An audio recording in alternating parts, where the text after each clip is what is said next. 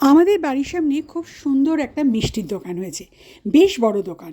আর মিষ্টি খাওয়া তো আজকাল অত হয় না, তাই সেখান থেকে নিয়ে এলাম পনির।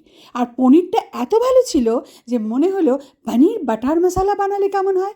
যথারীতি ফ্রাইং প্যানে বাটার দিয়ে তাতে পনিরগুলো ভেজে নেবার পর গোটা গরম মশলা, পেঁয়াজ, আদা রসুনের পেস্ট, টমেটো সব দিয়ে বেশ অনেকক্ষণ ধরে নাড়াচাড়া করে এটাকে তৈরি করে রাখলাম।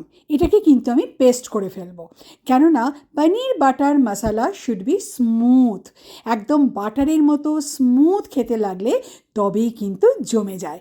তাই যথারীতি মশলাটাকে কিন্তু খুব ভালো করে নাড়াচাড়া করে নুন চিনি আন্দাজ মতো দিয়ে সেটাকে রেডি করছি।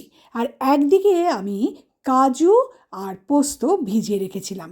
কাজু আর পোস্তটা লাস্টে দিলে কিন্তু দারুণ হয়। যারা বানাতে জানো তারা তো জানো। যাই হোক, এই যে কাজু পোস্তটা বানিয়ে রাখলাম, এটা কিন্তু একটু পাতলাই করে রেখেছি, কেননা আমি আলাদা করে কোনো জল আর মিক্স করব না। তো যাই হোক, এই যে মশলাটা রেডি হয়ে গেল, এবার আমি এটা পেস্টের জন্য রেডি করছি।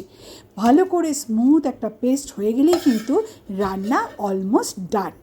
যাই হোক, এটা হয়ে গেল আমার পনির বাটার মশালার রেডি মশলা। এবার ফ্রাইং প্যানে আরেকটু বাটার দিয়ে দুটো লঙ্কা দিলাম, কারণ ঝাল আমি খেতে ভালোবাসি, যারা ঝাল খাবে না তারা দেবে না। তারপরে এই স্মুথ মশলার পেস্টটা আমি দিয়ে দিলাম। এরপরও কিন্তু আমাকে ওয়েট করতে হবে তেল ছাড়া পর্যন্ত। তেল ছেড়ে গেল, এবার আমি দেব ওই কাজু আর পোস্ত বাটাটা, যেটা দেওয়াতে স্বাদ হয়ে যাবে দ্বিগুণ। কাজু পোস্ত বাটা দিয়েও কিন্তু বেশ কিছুক্ষণ ঢাকা দিয়ে খুলে নাড়াচাড়া করে এটাকে মনের মতো করে রান্না করলাম। তারপর সমস্তটা যখন কমপ্লিট হয়ে যাবে, তারপরে আমি দিয়ে দেবো পনির। ভাজা পনির অলরেডি আমার রাখা রয়েছে। এই পনিরটা মিশিয়ে একটু নুন চিনি টেস্ট করলেই হয়ে যাবে আজকে পনির বাটার মশলা, যা রুটি, পরোটা, ভাত দিয়ে তো জমেই যায়। আমি কিন্তু গন্ধেই বুঝতে পারছি বেশ ভালো হয়েছে। লাস্টে একটু বাটার দিয়ে দিলাম। কি কেমন হলো?